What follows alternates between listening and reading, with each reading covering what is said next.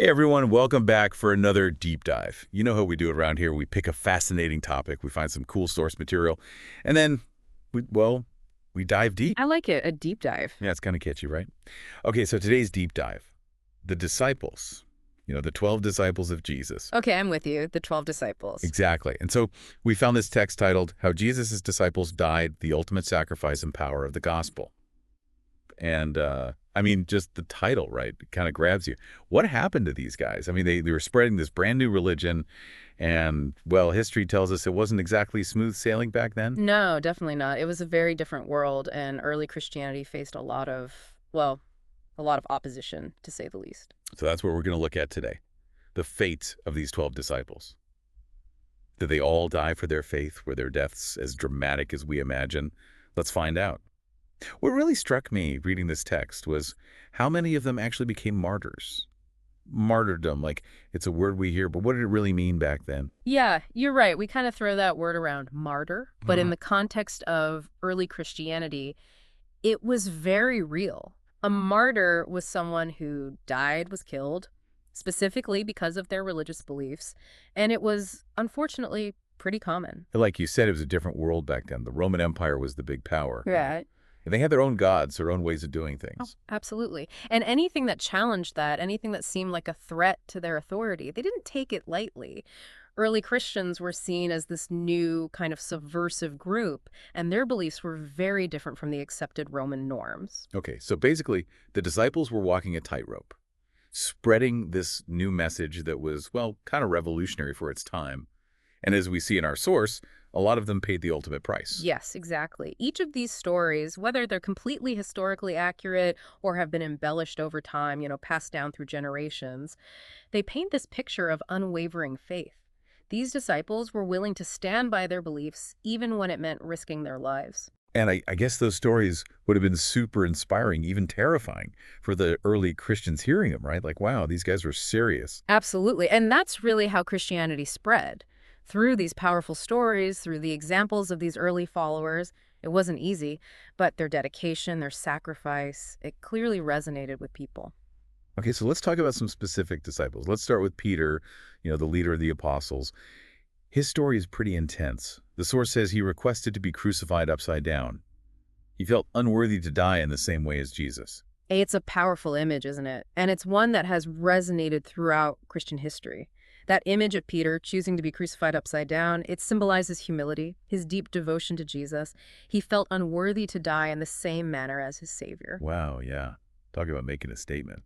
But then we have John, the only one who supposedly died of old age.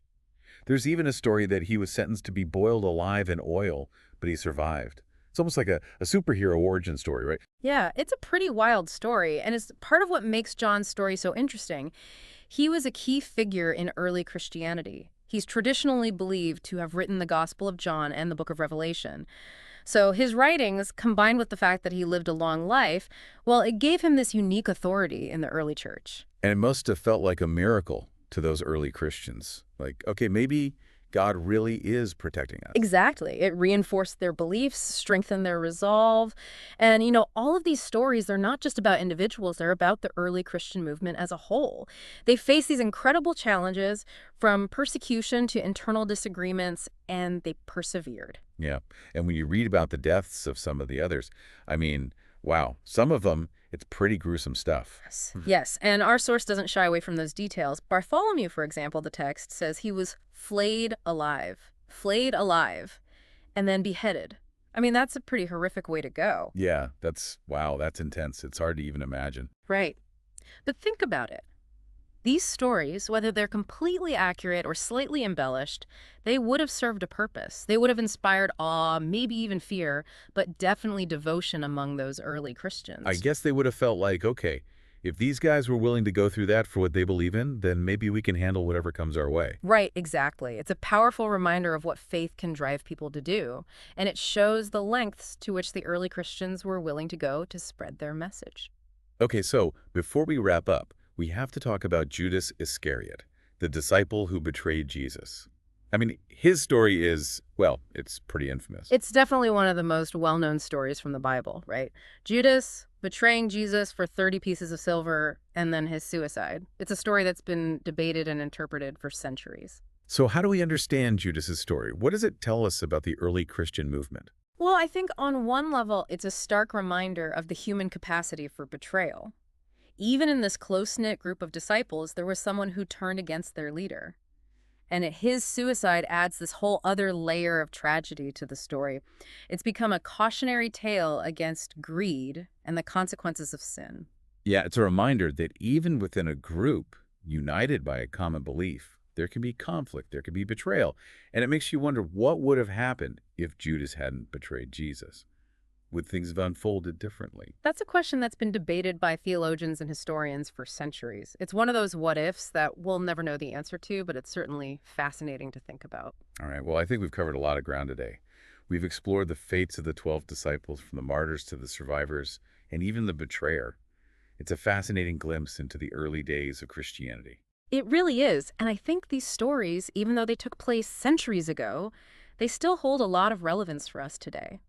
They challenge us to think about our own beliefs, our own values. What are we willing to sacrifice for what we believe in? And how can we live our lives in a way that reflects those beliefs? That's a great point. It's easy to get caught up in the historical details, but at the end of the day, these stories are about the human experience. They're about faith, courage, betrayal, and ultimately the power of belief to shape our lives. Absolutely. These stories invite us to reflect on our own lives, our own journeys, and to think about how we can embody those same qualities of courage and conviction in our own time. It's a conversation that's worth having, even all these centuries later. Well said. And on that note, we'll wrap up this deep dive. Thanks for joining us, and we'll see you next time for another fascinating exploration. See you then.